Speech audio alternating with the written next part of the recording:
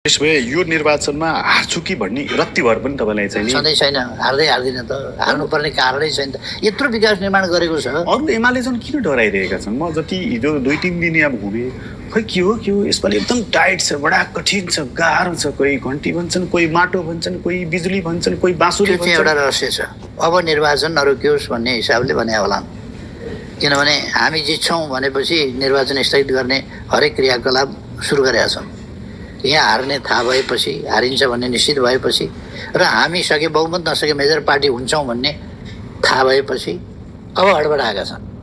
त्यसकारण कहीँ झन्डा जलाउने र न्यु खोज्ने, वातावरण तनावपूर्ण बनाउने, कहीँ के गर्ने, कहीँ साम्प्रदायिक दङ्गा हिजो रौतहटमा देख्नुभयो।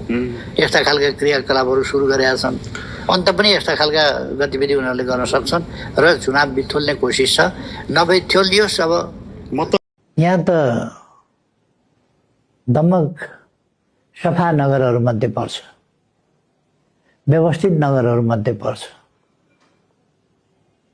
यो महोत्तरी धनुषा जस्तो अवस्थामा होइन, त्योभन्दा धेरै एडभान्स छ, सफा सुग्घर बेग्लै छ। अब उहाँ त्यो कल्चरबाट आएको मान्छे यस कल्चरमा अब उहाँले खोइ यहाँ गुइठा बाल्न सिकाउनुहुन्छ कि के गर्नुहुन्छ मलाई थाहा छैन। तेस्रो त हुँदैन, अहिले त पहिलो हुने नै दाबी छ उहाँहरूको। तेस्रोसम्म त हुँदैनन्। एमाले छ, काङ्ग्रेस छ, माओवादी छ, यी पार्टी हुँदाहुँदै तेस्रो त यिनै हुन्। अब सिद्धिको त्यसपछिको सिट 5 सिट ल्याए पनि त चौथो पार्टी त भयो नि त। 2 सिट ल्याए पनि त चौथो पार्टी भयो। चाहे त्यहाँ हर्क साम्पाङ मिलुन्, चाहे रवि मिलुन्, चाहे बालेन मिलुन्, चाहे कुलमान मिलुन्, जो मिले पनि आउने चाहिँ चौथो पाँचौँतिरै हो। चौथो पाँचौँतिर अरू पार्टी छैन भने मैले नाम पनि नलिए त। चौथो पाँचौँ हुने पनि अरू थुप्रो पार्टी छन् नि। यिनीहरूको त एकाध जित्यो भने ठुलो कुरा। पाँचौँ होइन, चौथो पाँचौँ होइन, 10औँ 12औँ नम्बरमा भयो भने पनि जोसुकैले जेसुकै गरोस् हामी चुनाव हार्दैनौँ। बालेन शाह र तपाईँ दुईजना मध्ये एकजनाले झापा 5 मा चुनाव जित्ने हो। जसले जिते पनि एउटाको हार त हुन्छ नि। 23जना उम्मेदवार छन् यहाँ। प्रधानमन्त्री म बाहेक 23जना छन्। प्रधानमन्त्रीको क्यान्डिडेट त अरूलाई पनि सोध्यो भनेदेखि प्रधानमन्त्री हुन्न भनेर कसम खाएको छ अरू 23जनाले। उनीहरू पनि त हुन पाए हुन्छन् नि त। जो भए पनि एकजनाले जित्ने हो। अरू हावा कुरा त्यति गर्दा रहन्छन्। अब कसैले गर्छ कसैले गर्दैन। जो भए पनि तपाईँहरू एकजनाले जित्ने हो। एकजनाले जित्ने हो, मैले जित्ने हो, अरू कुरा छोड्नुहोस् न।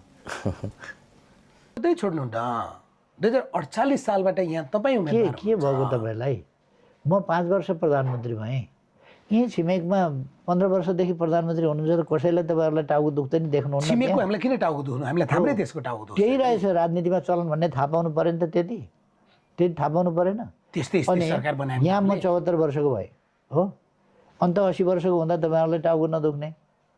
80 वर्षको भयो भनेर त्यहीँ बसेर अनि एक बुढाले चलाउन पाइन्छ भनेर लेख्छ। फेरि त्यहीँ बस्ने मान्छेले सुहाउँछ भने तिनीहरूको विवेक कहाँ लगेर राखेका छन् भन्नु। हाम्रा उमेर भएकाहरूले तिनले जसरी काम गरेनन् कि सायद अलि बढ्ता गरे कि तपाईँलाई त्यस्तो लाग्छ?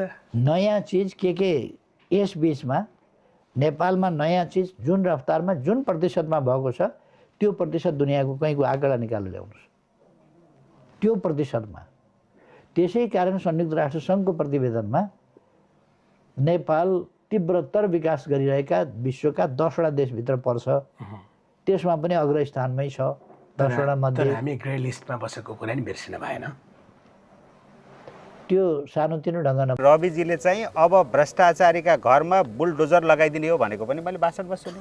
अनि बालेनजीले उता पश्चिमतिर गएर बाँकी रह्यो कि डोजर लगाउन बाँकी रह्यो कि बेटाको सामान लुटपाट गरेर कुद्न बाँकी रह्यो कि काम नगर्ने भ्रष्टाचारीलाई रुखमा बाँधेर ठिक पार्ने भन्ने कुरा पनि भएको छ। ठेकेदारहरू जसले त्यो काम ढिला गर्छ नि त्यसलाई बाँधेर टाट पल्टाइदिने अनि काम गर्ने भन्ने हुन्छ। त्यस्तै मान्छे हुन्। पाए भने मान्छेलाई रुखमा बाँध्छन्। अस्ति नै एकपल्ट भनेको थियो नाका डाँडीमा हात दिनुपर्छ भनेर बाँधिदिन्छु भनेर नाका मैले देख्दाखेरि 700 जति ल्याउला कि जस्तो लाग्छ। कति भन्नु 7 जम्मा थोरै हो 7 भने 1 2 3 4 5 औला सिद्धि 6 7 दुईटा थप्नुपर्छ। कम त भएन नि त। एउटा कुरा के बुझ्नुपर्छ भने अहङ्कार बोक्यो भने कुनै पनि क्षेत्रमा कोही पनि सफल हुँदैन।